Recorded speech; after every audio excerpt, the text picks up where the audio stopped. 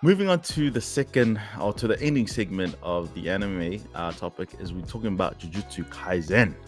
Jujutsu Kaisen, it's one of those animes that you can almost tell from the outset that it's gonna be one of those animes that's gonna cause up some ruckus. The same way Demon Slayer did when it came to us 2020. This is what this is the vibes that Jujutsu Kaisen has given us. So Simba's a really busy man. So after convincing him to try and jump on to watch it, he managed to get in 6-7 episodes of it, so we can talk about it. I think there's 17 episodes you're saying so far, right? Yeah, 17 or 16. 17 or 16, one of them. And Simba's managed to get that's what, roughly 2 hours of watch time, 2-3 hours. Yeah, pretty much. Yeah. If you take out the Pretty much intro and the outro. intro and stuff. Yeah. Yeah. So pretty much Simba has gotten into Jujutsu Kaisen, and it's like I said, Simba had also shared with us that it was polled by the anime as the top. It was polled by the internet as the top anime of 2020, which is saying a lot of things because there was a lot of good animes last year. Yeah. But Jujutsu Kaisen is one of those hot animes that is starting to lead up. It's got beautiful character design. It's got a good story. It's also got like a nice aesthetic to it, especially the intro and outro. Did you like the intro and outros? Yeah, I like the intro. I like both. Not Yeah, bad, I like eh? both of them. Yeah, they're really Yeah. cool. Yeah. So the aesthetics are definitely there. It's almost like a bonus. If you have a good intro, good outro to an anime, that's a good anime. It's like a bonus. You just sit through the intro and outro because you enjoy it so much. So my first question to you, Simba, is the first 7 episodes. What are your thoughts and what do you think this anime is going to lead into? Do you think it's going to be a great anime, or do you think it's just going to start to flop at the end? Man, I think it does have potential to be a really great anime. I hope that they keep like going with the story that they're doing right now, and I hope they keep it interesting because I feel like the different characters that they're bringing in, like it's showing some real good character development, and they're peeling back little bits and pieces of different characters that come into this anime. And I love it, man. Like I slowly learning about like the other two first years, because there's 3 first years, eh? Yeah. Yeah. It's him and and then the girl girl as well. Yeah. So man, and bro, I think what made me want to keep watching is the fact that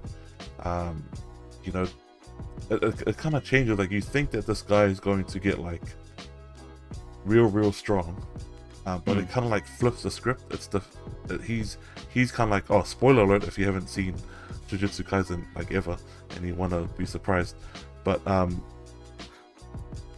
he gets his power from eating the fingers or the fingers of what's his name?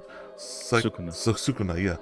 He gets his powers from that, and then the more he eats Sukuna's like fingers, like he gets more powerful, and then it like kind of like takes him over, or it takes over him a little bit more, like gets more stronger. Yeah. And fuck, man, when he was versing, that I don't know what it's called, but it's like it was like this little monster, and he's kind of like laughing and all that kind of stuff. It was before the volcano guy. Are you talking about Itadori, who he fights? Yeah, and then I keep forgetting his name. The guy with the wolf, he can summon the animals. Yeah, Fugishido. Fugishido, yeah. So when Fugishido, like when he has to go and save, when he has to go and get the girl and get out of the building, and then signals to Itori. I'm so bad with names, man. Nah, you just call him Yuji. Oh, Yuji, yeah. And then he has to signal to Yuji that you can switch into Sukuna, yeah. And when he does that, bro, I was like, fuck, I lost my shit. I was like, bro, this guy like bringing his hand back, and he's like stopping like all his blasts and all that kind of stuff. And then the thing that turned it around was he was like, he beats him up, slices him up, grabs his finger, and he's like, all right, you can take over now. If you're gonna switch, then might as well switch. No, bro, he's not around, man. I was like, oh fuck, what's gonna happen? To this like massive ass grin. I was like, oh shit. He rips his heart out and like chucks it on the ground. I was like, fuck, man, what's gonna happen, man? It's so good. And then he obviously they have that little chat, which was so cool. You know, they're actually talking to each other, and it really reminds me, this is the cool thing about it, reminds me of Naruto and Kurama. Like, so bad. Like, it reminds me of Naruto That is so true. and Kurama. That is, yeah. I love that dynamic. That's so true. It does remind. So I'm hoping, I hope it doesn't happen soon, because that's kind of like dumb.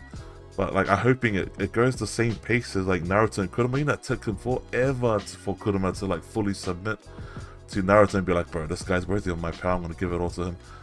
Hopefully the same thing happens with this guy, and you know, he gets all his power and he's able to switch in and out, and the supporting characters, man, perfect. You know, the sensei, you know, we had a conversation before, you know, his infinity thing that he has around him, and him versus the volcano guy. Shit, it's just so cool, man. So cool.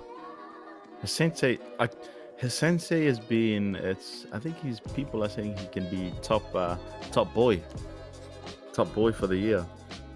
But I think people are just simping of him because he's a good looking chap. He's kind of like a Kakashi. Yeah,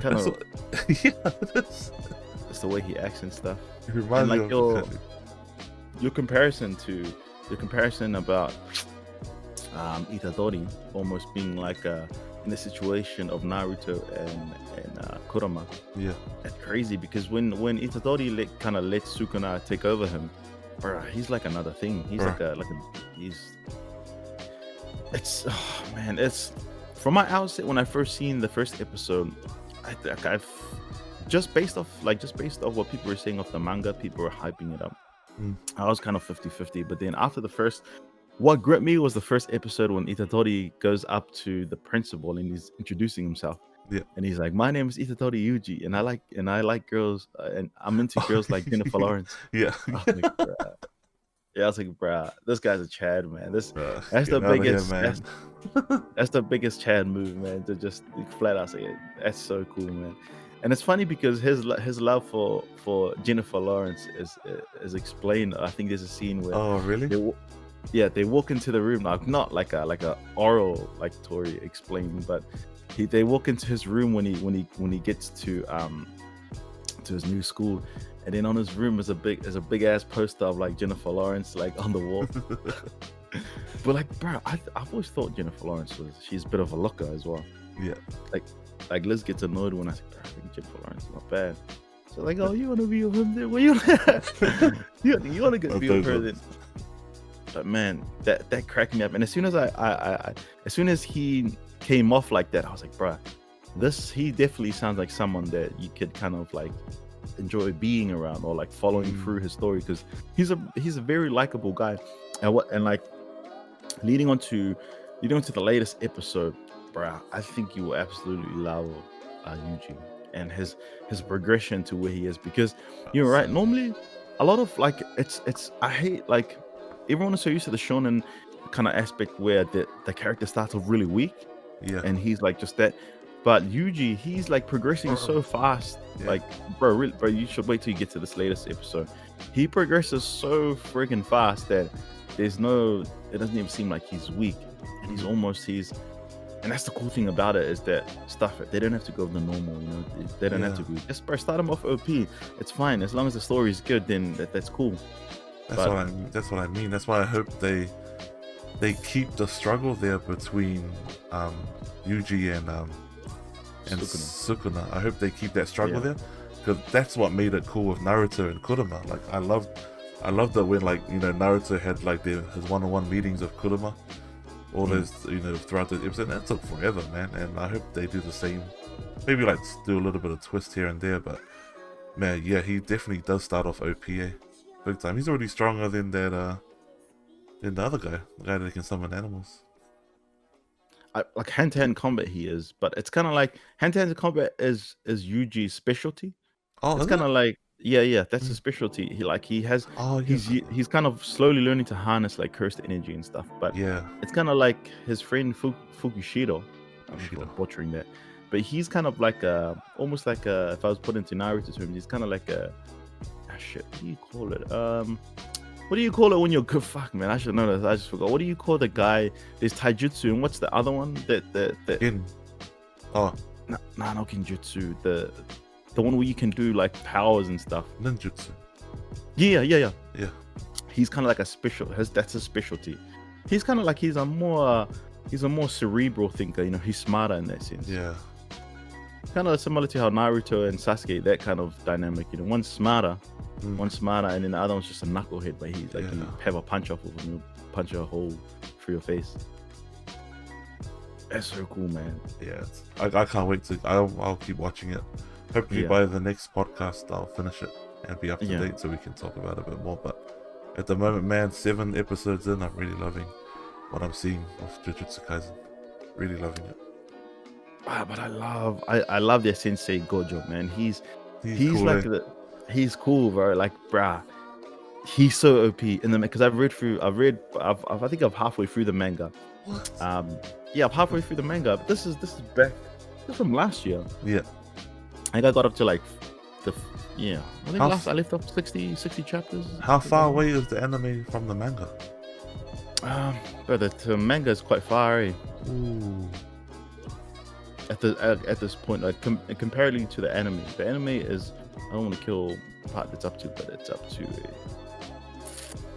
let's just not go there because it's gonna ruin it for you. But it's bruh, the anime is so fire, and the information I know in the manga comparatively to what Gojo can do is he is OP, man. I'd be safe to say that he can be up there with fighting the likes of Goku and Saitama. And the reason why I say that this bro, before you roll your eyes, you have to let me kind of explain a little bit. But he's got certain techniques that could work really well against. But yeah, shit. For some reason, everyone's just gonna refer to Saitama. Bruh, I listened to this podcast today before I fell asleep. There's a new chapter in One Punch Man where apparently Saitama meets like a god level, finally meets his match, and he meets the number one hero. The number one hero, like he's actually fucking legit. The number one hero, what's his Blast? I think that's his name. Yeah, his name Blast. He's the number one hero, but no one's ever seen him.